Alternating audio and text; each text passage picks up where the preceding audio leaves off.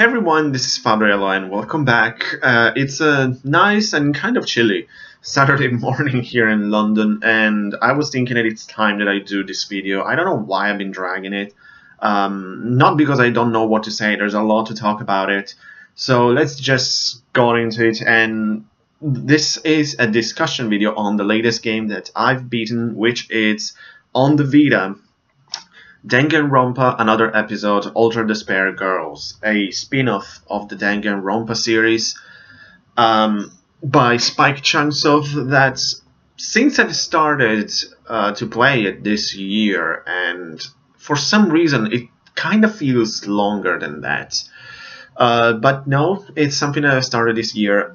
And since then, this has rapidly become one of my favorite non-RPG series, because as you know, I am primarily a RPG player, but of course I also like to try something different here and there. I think this year I was quite...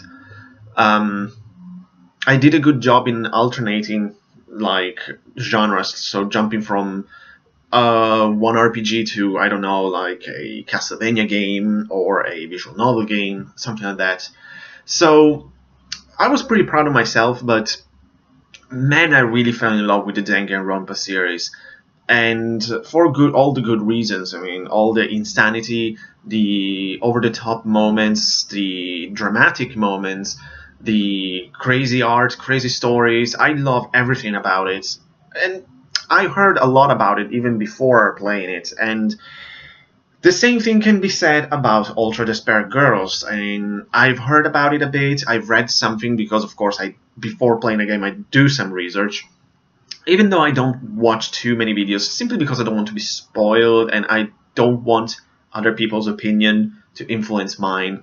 I'm more than happy to watch videos afterwards, of course, if it makes any sense. That's just me, but...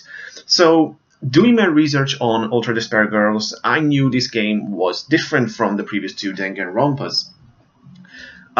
Meaning that it's not a visual novel, or it's not entirely. So this is a sort of hybrid visual novel, third-person shooter, and it works fine. It works great. So, as I already started now, you can already get the fact that I love this game. Not surprising, because yes, I knew it was a bit different, but at the same time I was thinking, but it's a Danganronpa game, of course it's going to be good, and boy, it delivered. So let's start with the story.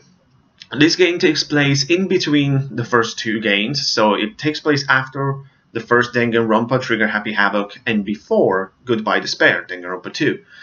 And you control Komaru Naegi, who is Danganronpa 1's protagonist's little sister. So I just forgot to say the name. So she is Makoto Naegi's little sister, who is the protagonist of Danganronpa 1. And basically, from the beginning, it seems everything's fine, everything cool, but she is actually imprisoned into an apartment in this place called Towa City. But almost immediately, so yeah, it's very cool actually and disturbing. It's very Danganronpa. You see like these prison bars on the windows, or like the huge steel door at the entrance. It's so cool that only food can pass through, like a prison. And of course there's a reason for that, but I'm not going to tell you why. And immediately, however, you see a Monokuma breaking through the door and trying to kill her. And of course, if you know Danganronpa, you of course have to be familiar with Monokuma. He's obviously becoming one of my favorite villains of all time. Even though, if you play the game, you know the big spoiler about Monokuma, and of course I'm not gonna reveal in this because it's so cool. But, so yes, if you live through the two Danganronpa games, you really want to punch Monokuma in the face, and this game gives you exactly that, because that's what you do. You destroy Monokumas. So basically, once Komaru managed to escape, she's helped by members of this organization called Future Foundation, which I'm not going to tell what it is. You have to play the games in order to fully understand Future Foundation. And Because this is the thing with like a sort of a pseudo sequel or spin-off or something. The thing with this, and I'm not finished with the story, but don't worry about it. I hope I manage to keep my thoughts on track here. But the thing is, in order to fully appreciate this, you really need to play at least the first game. But we might talk about it later. So you're saved by Future Foundation. You try to escape, but you're captured again. All of this, like in the first 5 minutes, 10 minutes of the game. So I'm not spoiling anything. But the crazy thing about this story, it's what you see once you get out of the apartment. And it's basically a invasion of Monokumas. And soon afterwards, you understand, you discover that all of this is caused by children. So children are killing the adults. This is the only sort of, not spoiler, but reveal that I want to give you, because it gives a full appreciation of the creepiness and the disturbing element of this story. Because if I have to think about it, among all three of these Danganronpa games that I played, I might say, but I'm not entirely sure, that the first one might still be my favorite. Because I love that story. I absolutely love that school environment. The creepy school with the huge steel plate on the windows. So you walk around those really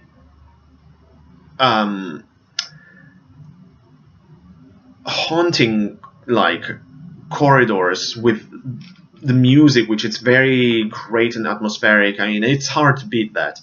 While Goodbye Despair is basically the same thing in terms of gameplay, the setting and the characters are great in both games, but I have to be honest, I wasn't a huge fan of the island. I like it, and I have to mention Danganronpa 2 has an amazing twist at the end. That was phenomenal. But yeah, I think I kind of prefer the first one. This was great, though. I mean, in terms of story, it really, to me, challenges the first one, or both of them. I mean, it's so good, and I think it might be the most creepy and especially dark and disturbing story of the three Danganronpa games.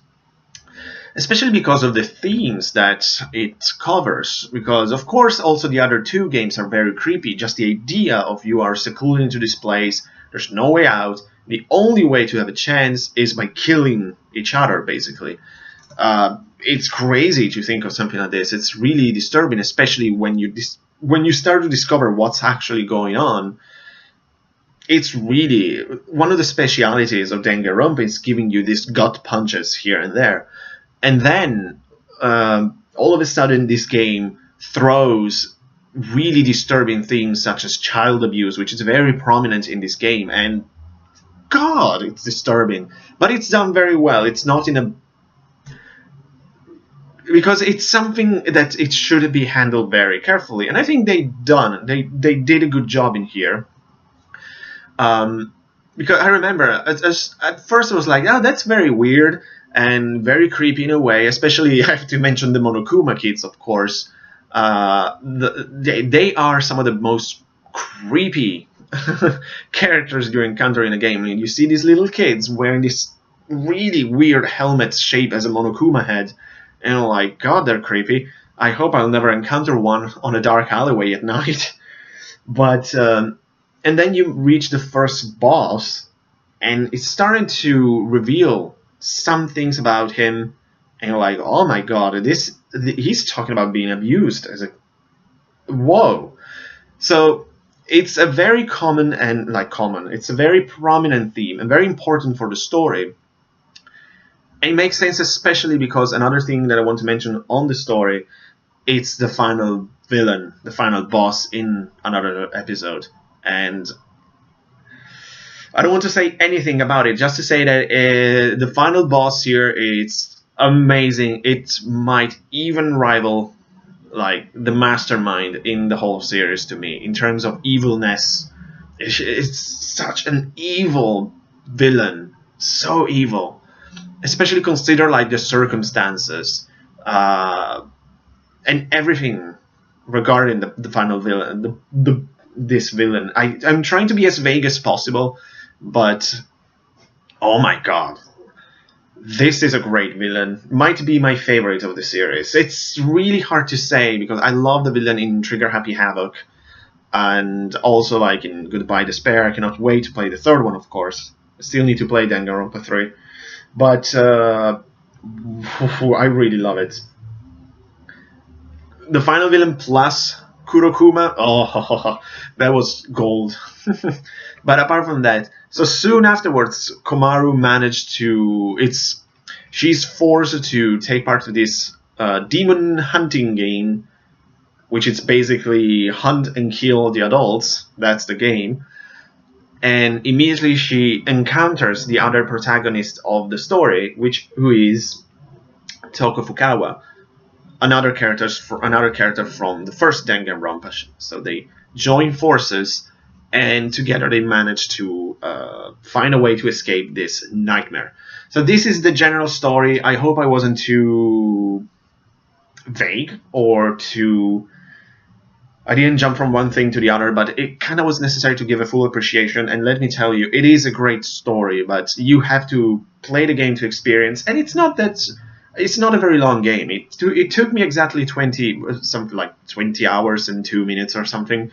It's not very. It's a good length, and for a story like this, it's totally worth it. Another great thing about this game are the characters, of course. Maybe it doesn't have a huge cast of characters like the other Danganronpa games, but because it's a different kind of game, it doesn't have the trials and anything like that. So it's focused mainly on these main characters, starting from the two protagonists, Komaru and Toko, and both of them were great. If I have to be honest, I didn't like her very much in Danganronpa 1. In here, I have a full appreciation on her, because you know a bit more on her. It's a bit more focused on her. While in the first game, if you remember, I mean, she's a interesting character, let's say this. Again, I want to be as vague as possible if you haven't experienced the first game.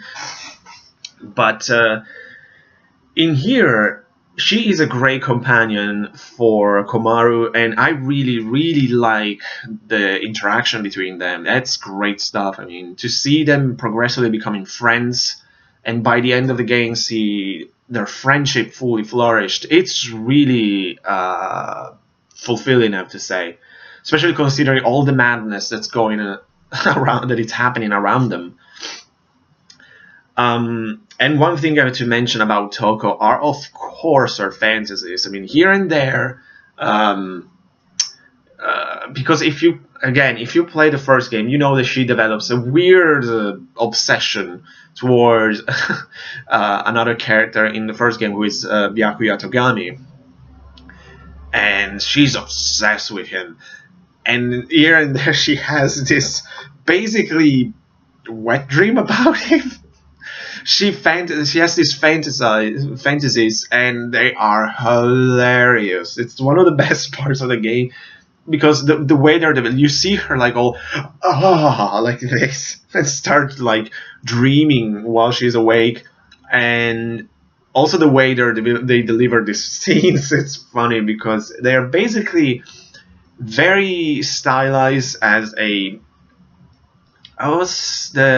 the genre, like mangas for girls. I think they're shoujo mangas or something. So very highly stylized drawing, and all like the moaning and everything. It's hilarious. Trust me, you have to experience that, because it's some of the funniest moments in a Danganronpa game. That she dreams of Byakuya like tied up, sweating like like this. It's, oh my god, it's the first one I saw, I was laughing so hard I was crying, basically. Also because knowing the relationship, because basically Byakuya treats Toko as shit. And that's also the funny part. I mean, oh my god, that was hilarious. That's a highlight of the game. And at the same time, they did not exploit it. So it's not something like this every 5 minutes.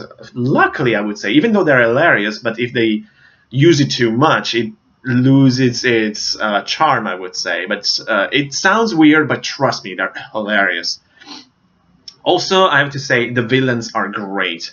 There are 5 antagonists, or yeah, 5 antagonists, 5 kids. Because as I said, it's not a big spoil to say, like, the kids are your enemies, but it's done so well because no matter what happened, by the end of the game, you're basically questioning everything that happened.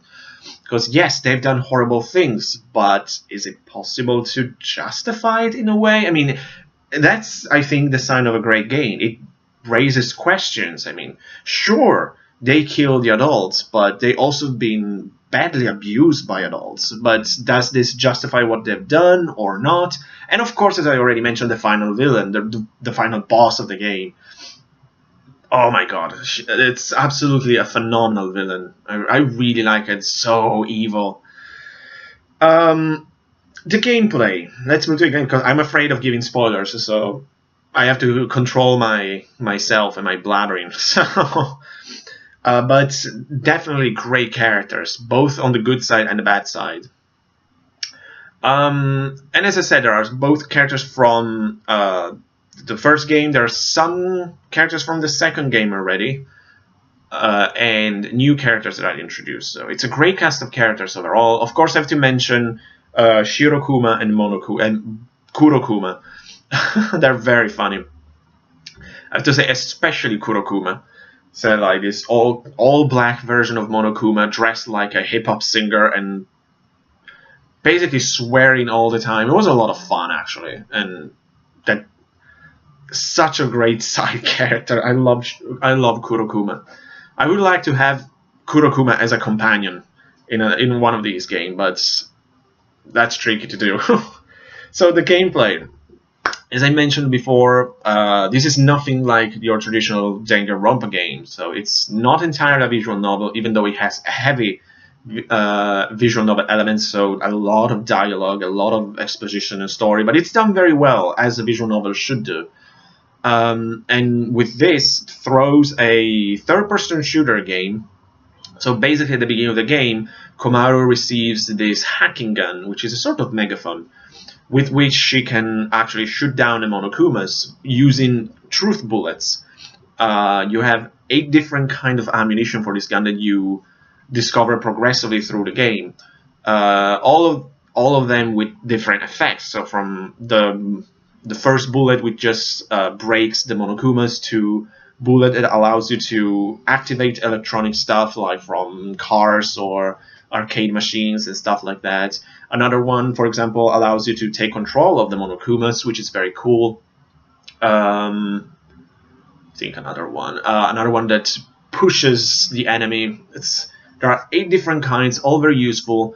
And one important part of the game also, there are some puzzle elements here and there, especially some sort of trials. Not trials, that's a wrong word, but some sections of the game you have to do some puzzle solving, and they allow you also to fully take advantage of properly use the different ammunitions.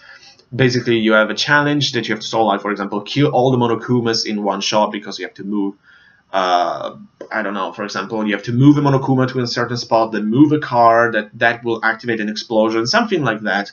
There are quite a lot of them, but they're also entertaining and engaging, I would say. It's funny to think about, like, oh, I can do this and this and this. So overall, I think as a third-person shooter, it holds up very well. It's nothing too complicated. Like, as I said, you move the Vita, it's perfect for these kind of things, thanks to the 2 sticks compared to the PSP.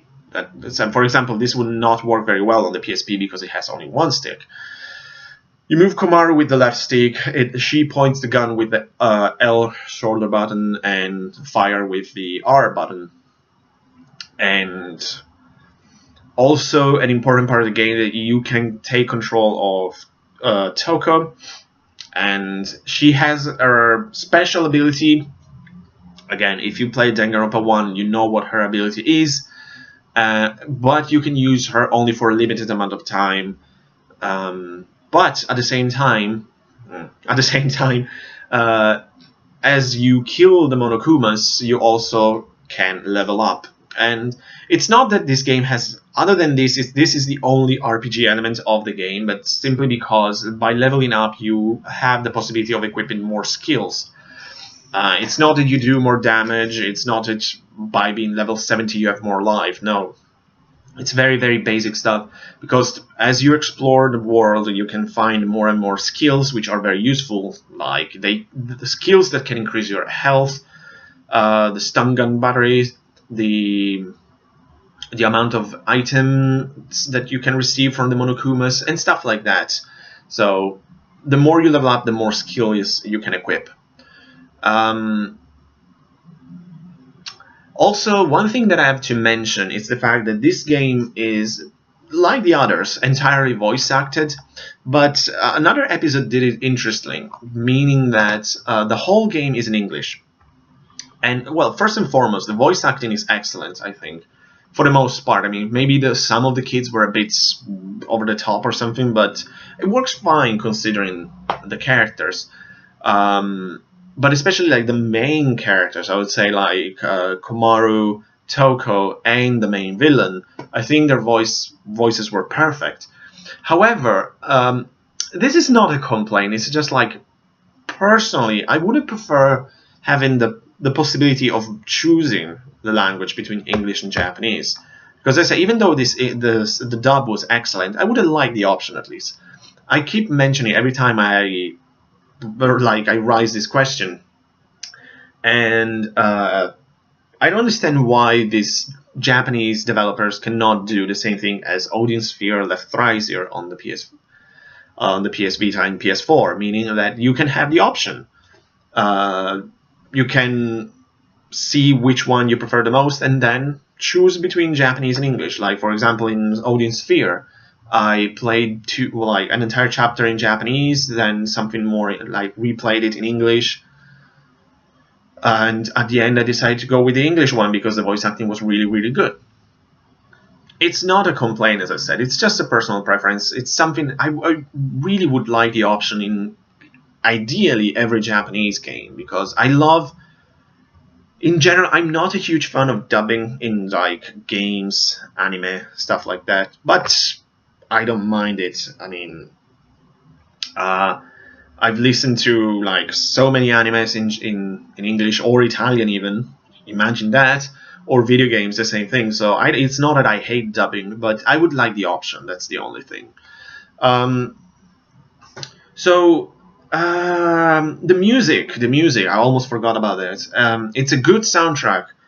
It's a mix of like old and new tracks. Basically, there are many pieces of music from the previous two Danganronpa, because this one came afterwards, even though it's chronologically it's in the middle. There are a lot of familiar tunes here and there, especially the most famous one, but they also have their own original tracks, which are good. So especially some really fits the atmosphere, like where you're exploring, I don't know, these streets or a hotel full of corpses, and there is this very atmospheric music. Really good stuff. Maybe it's not as memorable as the first time I listened to Trigger Happy Havoc's soundtrack, but it's really good. It's really solid music. I would love to have like a Danganronpa soundtrack compilation that has the best of all three games. Briefly, like graphically, the game looks fine. It's very anime looking, so if you like that, that's perfect. And definitely, the game has anime cutscenes, which are gorgeous. It's just like looking at a really good quality anime. It's definitely really well done there. And as I said, the in-game graphic, it's good. I mean, nothing too spectacular, I guess, but it's a beta. It's great. I really like this kind of graphics. I don't really know what to talk about graphics, because even NES games are good looking to me. So don't expect too much on that. So I think that might be it. I believe I covered a bit of everything. So at the end, I think Danganronpa and other episodes, Ultra Supergirl, it's a really good game. I would even say a must if you if you like Danganronpa 1 and 2, which to me are already must have on the Vita. this is a no-brainer. I mean, if you like the previous two games, you have to play this. As I said, the only thing is like you need to play the first one to fully appreciate this, and ideally also the second one, so you have a full appreciation of what's going on, of all the characters, of all the circumstances, and all the references that the game makes. And I don't see why not. I mean, but if you never played a Danganronpa game, of course you cannot appreciate this. But play the series; it's so good. And I really, really hope that Spike Chunsoft will actually make a sequel to this. I've heard that there is a sort of, how to call, like, Easter egg or something in Danganronpa 3 Killed in Harmony about the possibility of a Ultra Despair Girls 2. I really hope it's in the making and it's not just a joke or a troll, as that's how we call it also. Because it's nice to have this sort of spin-offs, because this has a phenomenal story, a great cast of characters. It's really fun to play, and you can do so much, I think, to expand the universe of this amazing series so much with these kind of games. So I really, really hope that Spike Chunsoft will make another episode, an Ultra Despair Girls 2 or Ultra Despair Boys, I don't know, but definitely I would love a sequel, because there's so much you can do. And I think that's it. Overall, a great game. I really enjoyed it. You should check it out. It's a lot of fun. So that's it for Danganronpa, another episode, Ultra Despair Girls. Be sure to check it out because it's a lot of fun. Especially if you like the Danganronpa series, it's an absolute no-brainer. So that's it for me. Sorry for rambling. So thanks so much for watching, guys. Like always, I see you next time and take care.